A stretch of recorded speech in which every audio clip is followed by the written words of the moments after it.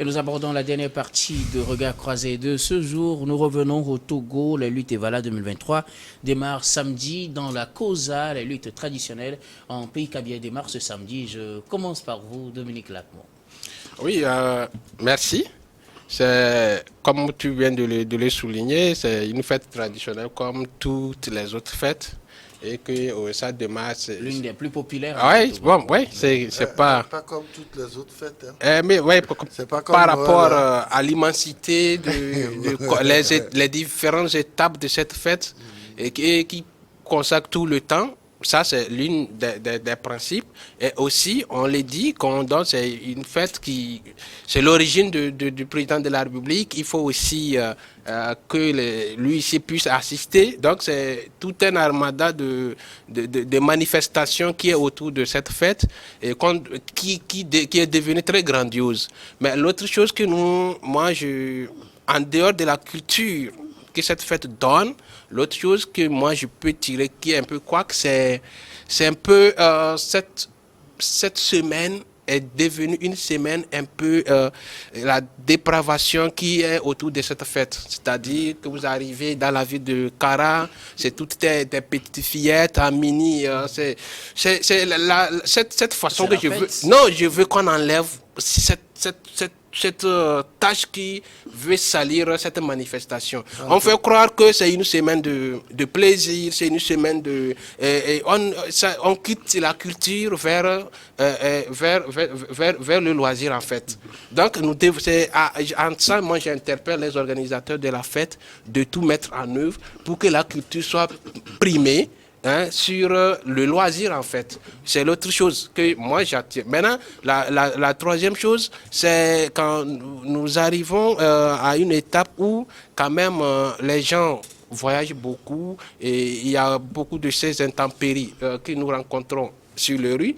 Et en dehors de ça, c'est vrai, c'est une fête qui vient de l'origine du président de la République. Les ministres doivent l'accompagner si éventuellement il y a un déplacement. Mais il y a aussi des services minimums qui doivent aussi être là, mais parfois ça rend un peu difficile ces services-là.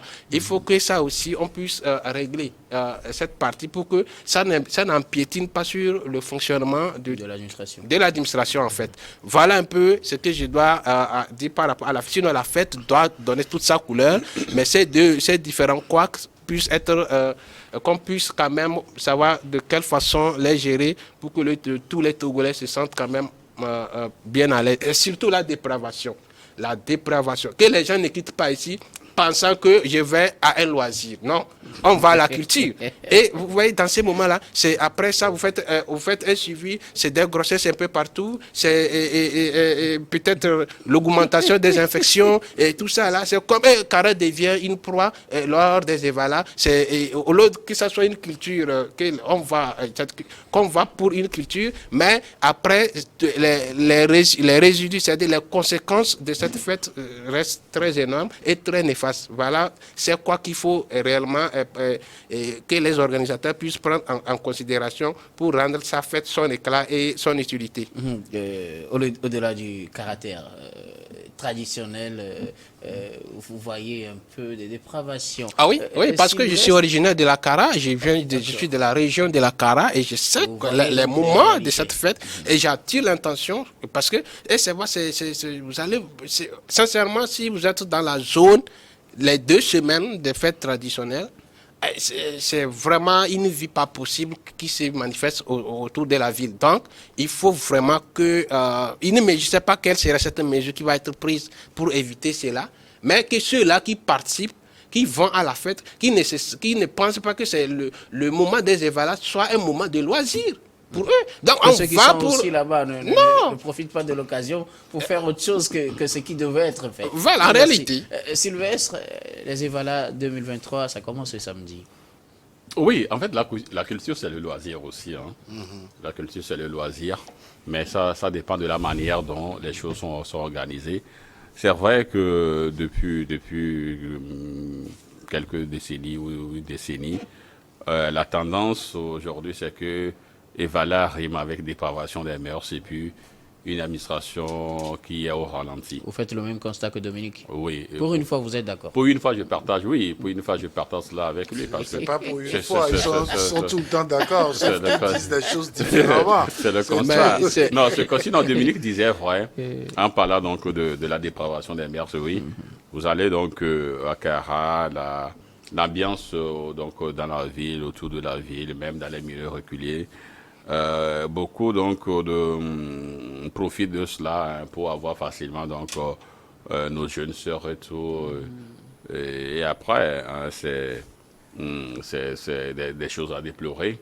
Et puis l'autre chose, c'est que l'administration, là nous le disons, ça fait des années que nous le disons, mais cela ne semble pas, ou du moins c'est les organisateurs ou l'État, hein, sinon le gouvernement ne semble pas donc prendre la situation au sérieux pour Vous qu'on voulez puisse... parler de cette paralysie de l'administration. Oui, la paralysie presque, je ne veux pas dire totale, mais partielle de l'administration, parce qu'il y a beaucoup qui véritablement se prennent donc des congés, parce que voilà, je dois y être 2 semaines hein, à l'intérieur du pays, encore qui ne sont pas directement concernés par l'organisation. Même si vous êtes originaire de la ville et que vous voulez participer ou vivre un peu l'ambiance, mais 2 jours, 3 jours, ça suffit largement pour revenir donc au boulot, parce que la République doit continuer donc à marcher, doit continuer donc à fonctionner. L'administration doit continuer à fonctionner. Mais si certains se réfugient à Kara pendant 2 semaines, encore que certains peuvent profiter de là et ne pas aller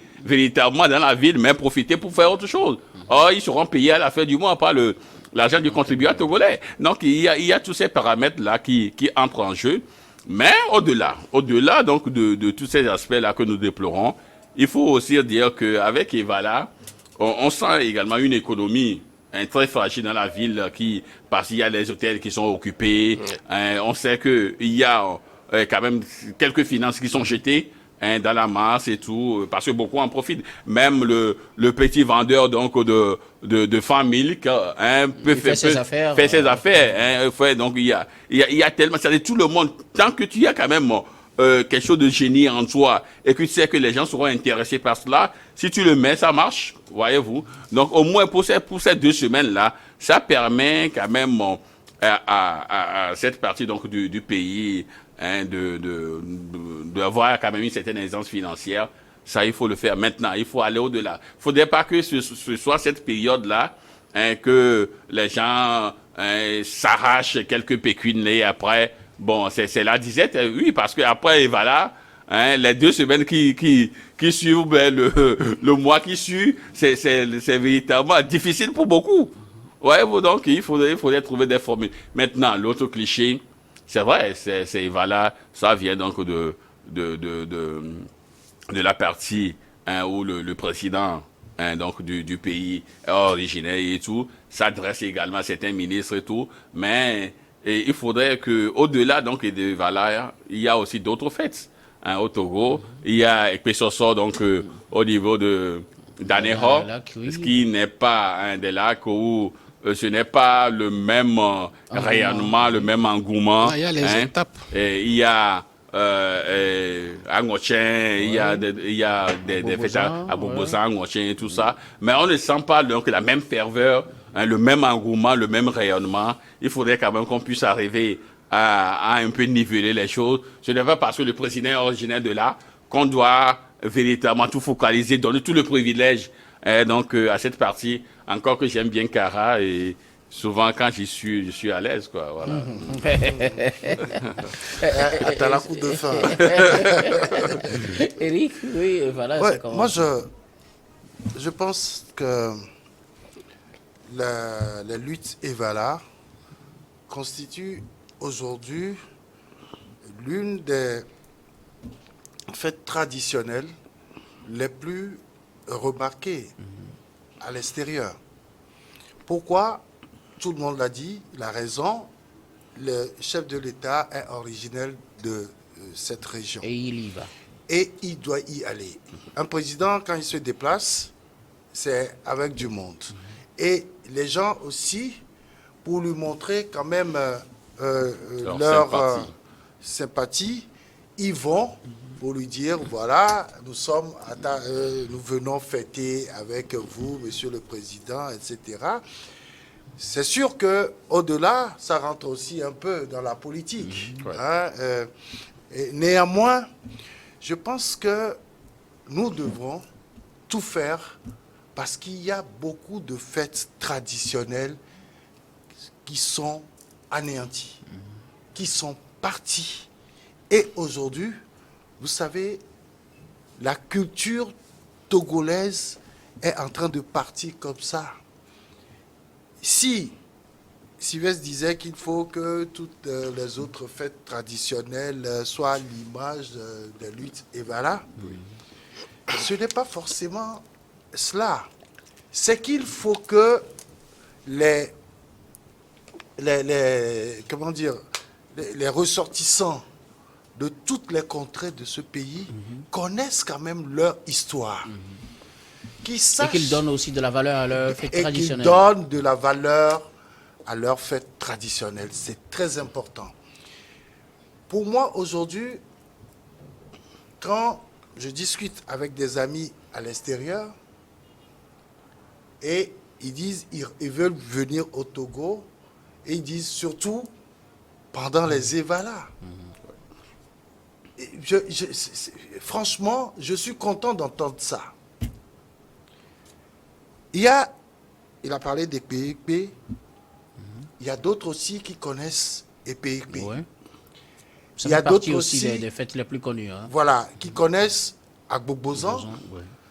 d'autres Aïzan, Mais il ne faut pas oublier Tisselem Tifouani au Bouddha, mais dans la Kira. dans la Kéran, mais tu peux me dire très sincèrement, depuis combien d'années vous avez repris cette fête traditionnelle? Il faut être sincère. C'est cet éveil-là que moi je recherche pour nos fêtes traditionnelles. Parce que c'est très important, c'est notre culture. On était en train de discuter en off tout à l'heure, vous avez, je ne sais pas si vous avez oublié, on parlait du Bénin, Oui. qui a Instituer le 10 institué La une, fête- journée du la fête une vaudou. du vaudou. journée De la fête traditionnelle.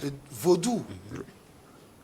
Ça veut dire quoi? Ça veut dire que les Béninois veulent se ressourcer dans ce qu'ils savent faire chez eux traditionnellement. C'est-à-dire que c'est tout le pays.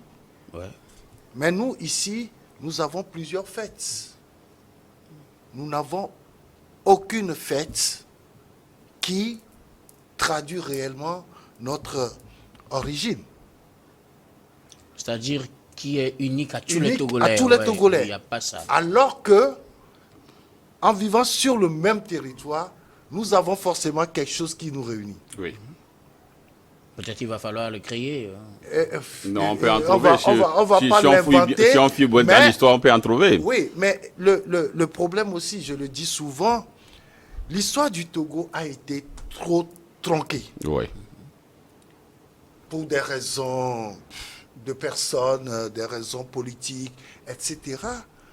À un certain moment, aujourd'hui, nous n'avons pas la vraie histoire du Togo.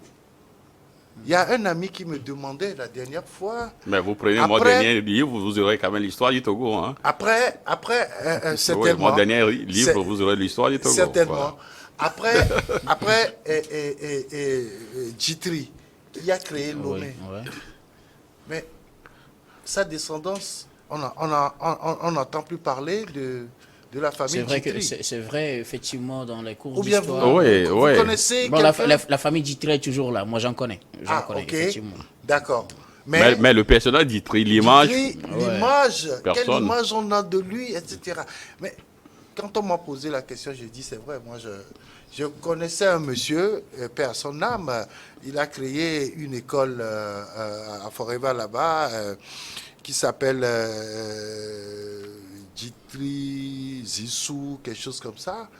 Il est décédé, il a créé l'école primaire Bati, dont on parlait la Ouais, dernière fois ouais. avec la pluie qui déloge les La fermeture élèves des et écoles. tout ça et tout ça.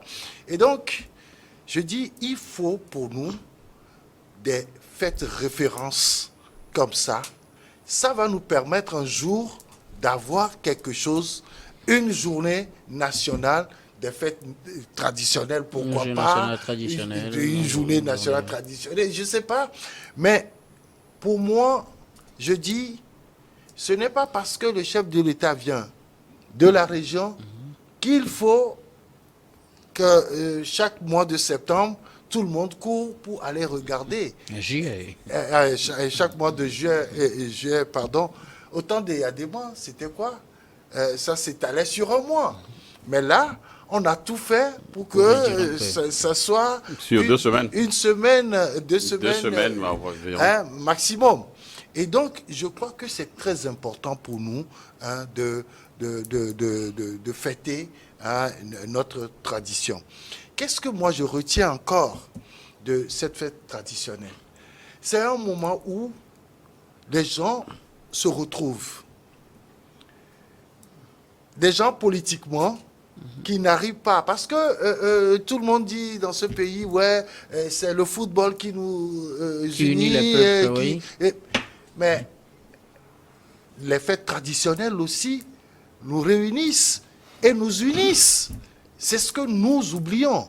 Parce que, moi je me rappelle, je ne sais pas, paix à son âme, l'ancien président de l'Assemblée nationale, Daoukou Péré, quand il s'est retiré du RPT pour créer son parti politique, mais pendant les fêtes traditionnelles, il est chez lui. Il discute avec ses frères qui sont encore du RPT. Aujourd'hui, nous avons l'exemple aussi avec Djounénozan. Oui. Djounénozan. Voilà. Oui. Avec les éveils qui se retrouvent, différents membres de partis politiques qui se retrouvent. Je crois que c'est ça aussi. Mais c'est très important. Moi, c'est ce que je retiens surtout. Okay. Et je pense que si nous arrivons à faire ça dans toutes nos contrées, je crois que finalement, on comprendra que même si nous avons des divergences politiques, c'est que à la fin de l'année, on va encore se retrouver au village. Okay. Alors, que garde-t-on aujourd'hui des fêtes traditionnelles togolaises de façon générale et de les voilà? Vous avez touché du doigt quelques couacs qui essayent de salir un peu l'image de ces fêtes-là, et surtout des luttes Evala. Mais aujourd'hui, qu'est-ce qu'on garde culturellement bon dans Evala, selon vous? Non, comme l'a dit Eric Johnson, c'est un moment de retrouvailles entre les frères, les sœurs, pour pouvoir réfléchir. Ça permet de toucher du doigt les réalités que vivent nos parents que nous avons laissés peut-être pour des moments de service que nous sommes à l'intérieur.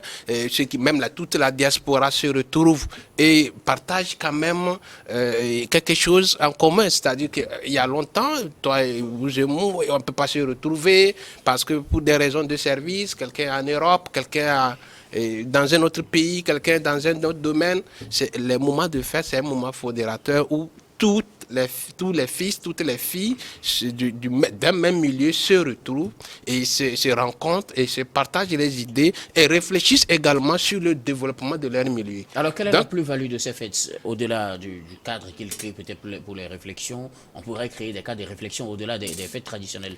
Pourquoi garder des fêtes traditionnelles? Qu'est-ce que ça apporte de nous? Non, ça apporte, c'est l'identité. La fête traditionnelle reflète votre identité. C'est-à-dire votre identité, c'est-à-dire que ton origine, c'est ce que tu fais chez toi. Voilà, quelle est votre culture, ça a une valeur d'authenticité. Donc c'est ça. Sinon, on ne peut pas dire que c'est un moment de retrouver, mais ça permet de valoriser d'où nous sortons. Et vous savez, avec ce modèle aujourd'hui, vous voyez, bon, heureusement, j'ai voulu donner des exemples. Vous et moi, nous sommes en costume. Ça, ce n'est pas de la culture africaine. Tu vois, mon ami Sylvestre, qui est authentiquement traditionnel. Mais pas de son milieu aussi. Voilà, pas de son milieu également. C'est qu'il y a des choses que nous avons perdues.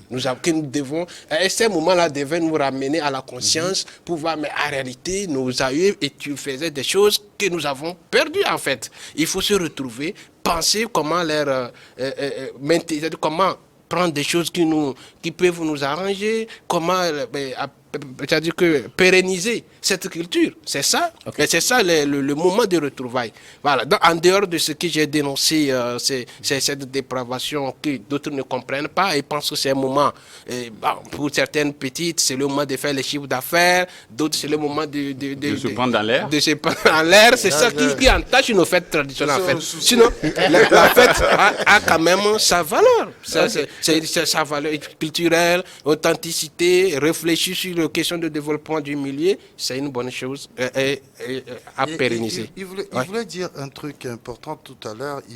Il disait se vendre. Ouais. Je ne sais pas. Pendant les FOPAT, Ouais. je me suis retrouvé à Sokodé. Pendant la cérémonie de passage des groupes folkloriques, j'étais ébahi. Il y a des danses, thèmes que je ne connaissais pas. Il y a des positionnements, même des tambours. Il y a des danses que des femmes ne peuvent pas faire et des danses que des hommes, à un certain âge, ne pouvaient pas faire. C'est une découverte pour moi. Une richesse. Et ce que j'ai fait, j'ai appelé l'organisation pour qu'on me donne les noms. Il y avait tellement de groupes de la région, pour qu'on me donne les noms de ces groupes-là, les contacts, pour que je puisse commencer par faire un travail de recherche là-dessus. Et valoriser ces danses-là, peut-être au cours d'une cérémonie et tout ça, inviter ces groupes-là à descendre pour faire des prestations. Ça, c'est la plus-value de ces fêtes traditionnelles. Vendre notre culture, montrer ce que nous avons fait et nous savons faire. Au-delà, tu vois, aujourd'hui, les gens n'utilisent plus les éventails en feuilles de rognier ou je ne sais pas quoi. On prend les trucs en plastique et puis on se donne un peu d'air. Mais quand tu vois la façon dont les gens ont fait cet éventail-là pour danser, mais j'ai été jusqu'à toucher pour voir si c'est véritablement en feuille je ne sais pas, si c'est avec un arbre, on a fait ça. Oui, le rognier. J'en sais faire. Hein? Oui, c'est ce que j'ai découvert. Mais je dis, on est en train de perdre beaucoup de choses. Donc tout ça là, ça nous permet de remettre à la surface la face cachée de notre culture. C'est très important. J'ai voulu rajouter cela. Alors, Sylvestre Béni, quelle est la plus-value selon vous de ces fêtes traditionnelles, en commençant par Evala et en terminant par les autres? Qu'est-ce qu'ils apportent au-delà du caractère festif, des regroupements que ces fêtes-là créent? La culture rapporte beaucoup. La culture rapporte beaucoup. Vous savez, si vous avez eu la chance donc, de participer ou d'être là, d'assister aux Evala, vous verrez qu'il y a tellement donc, d'étrangers qui viennent. Il y a tellement donc d'étrangers qui viennent. Et quand on parle de tourisme, on parle également donc de fonds. C'est également des rentrées. Voyez-vous? Et puis, ça permet également à ceux-là de visiter un peu de pays. Et pourquoi pas? Peut-être qu'à partir donc de quelques échanges, des contrats peuvent être signés. Voyez-vous? Donc, il y a ces moments culturels apportent beaucoup plus donc, au pays. Si vous prenez au niveau donc des lacs, au niveau donc d'Anéro, vous verrez qu'il y a des gens qui viennent du Brésil, parfois il y a des gens qui viennent d'Haïti et tout, parce qu'ils se retrouvent, ils viennent donc se ressourcer. En fait, c'est cet aspect que je veux comprendre. Qu'est-ce qu'on vient chercher en réalité? Parce que pour nous, peut-être ça crée de l'argent, mais ceux qui viennent, qu'est-ce qu'ils viennent chercher? Quelle est la plus-value là qu'on leur apporte? La découverte. Nous-mêmes, on ne sait pas. Non, écoutez, il y a certains qui viennent donc se ressourcer, c'est-à-dire que, si je prends le cas donc de ces Brésiliens-là, il y a certains, une fois, le président... le capitaine donc de l'équipe de France, Thuram, qui a sorti un ouvrage et tout ça. Oui. Le premier jour, il est arrivé au Togo et à Néron, il dit sa première phrase. Pourquoi est-ce que les gens n'acceptent pas que nous venons d'ici? Pourquoi certains ont du mal à comprendre que nous venons d'ici? Mais c'est faux ce qu'il a dit. Quelqu'un qui a joué pour l'équipe de France pendant des années, qu'on prenait pour un Guadeloupéen et tout ça, à un moment donné, il se retrouve à la vie, il dit en réalité, nous venons d'ici. Ouais. Alors, il a matérialisé cela dans un livre. Et vous savez, quelqu'un qui laisse quelque chose dans un livre, mais il écrit pour la postérité. Ouais. Et donc, l'histoire se perpétue, l'histoire continue. Et les enfants donc de ces enfants, et tout ça, à un moment donné, il peut se dire, oui, nous venons d'ici, mais au dernier donc... au dernier voyage ou à notre dernière visite, nous avons vu qu'il y a un certain nombre d'éléments que nous pouvons implémenter ici qui pourraient véritablement aider la région ou la préfecture. Et là, ça devient également, ça booste également l'économie nationale. Voyez-vous? Donc, il y a tellement, si vous prenez donc le cas du Bénin, il y a même certains qui viennent donc des pays qu'on n'imagine pas, mais qui viennent donc... Comment ça se fait le Comment vaudou. ça se fait le vaudou? Vous voyez? Et puis, c'est ce qu'on vend le plus. Et puis, quand on dit quand on vend, il y a de l'argent. Voyez-vous? Quand on vend, il y a de l'argent. Donc, il y a tellement donc, de choses qui, véritablement, rentrent dans ce monde culturel-là. Ceux qui ont donc la chance de visiter donc, le Tamberma et tout ça, mais allez, c'est des chiffres d'affaires que fait le pays. Les cases de Tamberma et tout. Donc, je crois que la culture, c'est vrai que au niveau de l'Afrique, on peine également, donc à booster donc ce domaine-là. Vous prenez donc les pays étrangers, vous allez donc au Louvre, vous avez, mais c'est la queue pour aller juste voir une petite peinture quelque part, mais les gens font la queue. Et au Louvre, il y a des restaurants, il y a dessus. Donc, en venant, faisant la queue, au moins tu dois peut-être manger dans un restaurant, tu dois prendre donc une bouteille donc de je ne sais quoi, et tout cela booste donc l'économie nationale. Donc, je crois que c'est la plus-value, c'est véritablement à ce niveau-là. Je vais ajouter, ce Oui, n'est pas, rapidement, que seulement plan du économique. tourisme, hein, mais tu sais, en Chine, ces gens-là, tous les jours que Dieu fait, c'est des dizaines, des centaines de bus qui quittent une région pour une autre.